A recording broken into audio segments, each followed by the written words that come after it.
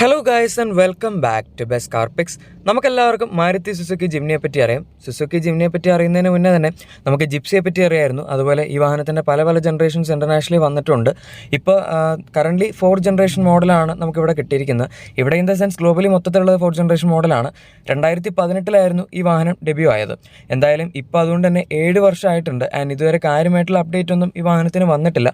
ഇത് originally 3 door മോഡലായിട്ടായിരുന്നു അവർ പുറത്തൊക്കെ ഇറക്കിയത്. അതിനുശേഷം 2 വർഷം മുന്നേ നമുക്ക് ഇന്ത്യയിലൊക്കെ വന്നതിൻ്റെ കൂടെയാണ് 5 ഡോർ ജിംനി വന്നത്.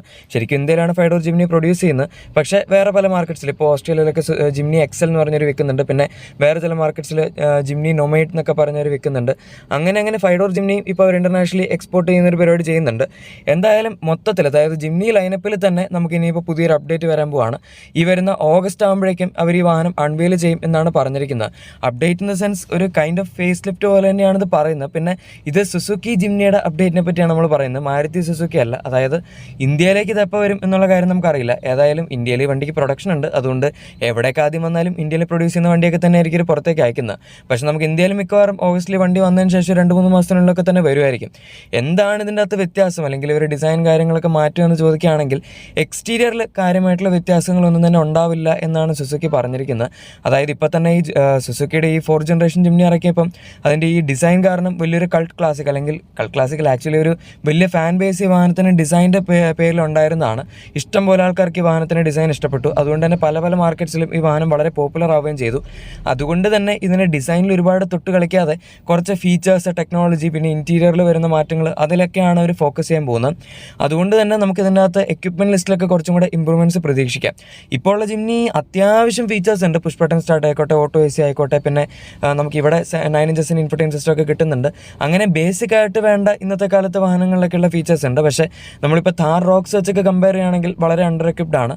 അത് വെച്ച് കമ്പയർ ചെയ്യാൻ പറ്റുന്ന പോലെ അവർ ഈ വണ്ടി ഇറക്കുമെന്ന് അറിയില്ല. പക്ഷേ എന്തായാലും നമുക്ക് കുറേയൊക്കെ ഫീച്ചേഴ്സ് ഇതിനകത്ത് ഇനി പുതിയ മോഡൽ ആഡ് ആവും എന്ന് തന്നെയാണ് സുസുക്കി പറഞ്ഞിരിക്കുന്നത്. പിന്നെ അതിന് പുറമെ 2 ക്യാമറ ബേസ്ഡ് ആയിട്ടുള്ള എഡാസ്, അതായത് അഡ്വാൻസ്ഡ് എയർ റെസിസ്റ്റൻസ് സിസ്റ്റം ഇതിനകത്ത് വരുമെന്ന് പറയുന്നുണ്ട്. ഓൾറെഡി ചില മാർക്കറ്റുകളിലേക്ക് ഈ വണ്ടിക്ക് എഡാസ് വരുന്നുണ്ട്. ഇന്ത്യയിൽ അവർ കൊടുത്തില്ല എന്നുള്ളൂ. മിക്കവാറും അപ്ഡേറ്റിൽ ഇന്ത്യയിലും വരുമായിരിക്കും എഡാസ്. കാരണം ഇപ്പോൾ പൊതുവേ മിക്ക വാഹനങ്ങളിലും ഉള്ളൊരു സംഭവമാണത്. അതുകൊണ്ട് ഇനിയിപ്പോൾ അവരത് കോസ്റ്റ് കട്ട് ചെയ്യേണ്ട ആവശ്യമില്ല.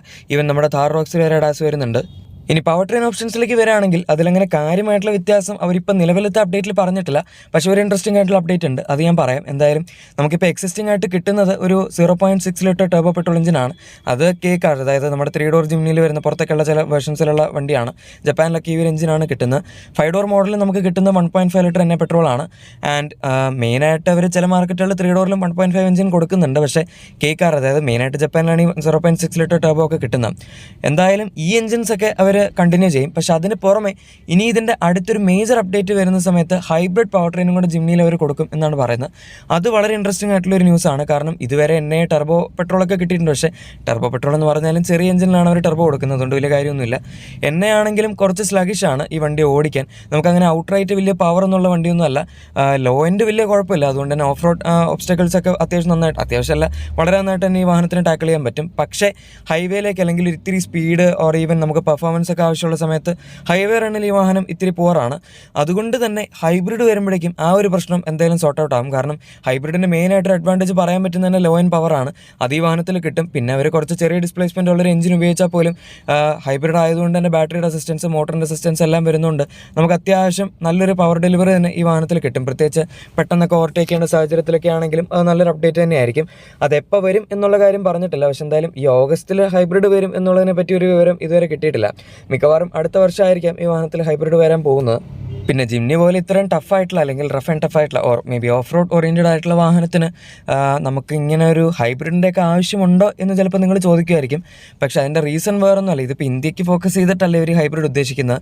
യൂറോപ്പ്, UK തുടങ്ങിയ സ്ഥലങ്ങളിലൊക്കെ ഈ വാഹനത്തിൻ്റെ എമിഷൻസ് കുറച്ച് പ്രശ്നമായതുകൊണ്ട് തന്നെ അവർക്ക് ഈ വണ്ടി നമുക്ക് പാസഞ്ചർ കാറായിട്ട് വിൽക്കാൻ പറ്റില്ല. അതുകൊണ്ട് തന്നെ അവരിത് കമേഴ്ഷ്യൽ വാഹനമായിട്ട് ബാക്കിലത്തെ സീറ്റൊക്കെ എടുത്ത് കളഞ്ഞ് ഒരു പാർട്ടീഷനൊക്കെ ആഡ് ചെയ്ത പോലെയാണ് വിൽക്കുന്നത്.